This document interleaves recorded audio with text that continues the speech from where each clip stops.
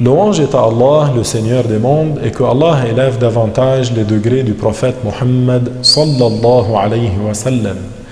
Les conditions de validité de la prière sont les conditions que la personne doit remplir avant de commencer la prière. Parmi elles, premièrement, l'islam. Ainsi, la prière n'est pas valable de la part d'un non-musulman. Deuxièmement, la distinction, at-tamiz, c'est lorsque l'enfant comprend la parole qu'on lui adresse et sait répondre.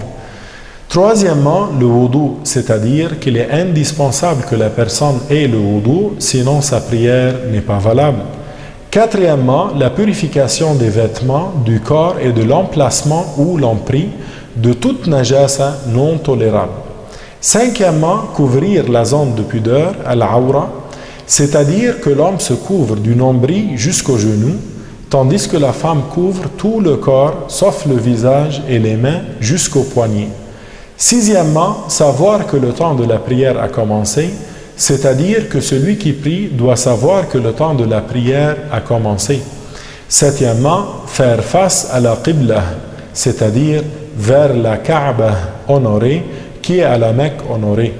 Ainsi, celui qui délaisse une des conditions mentionnées, sa prière n'est pas valable. Voilà mes propos. Walhamdulillahi Rabbil Alamin.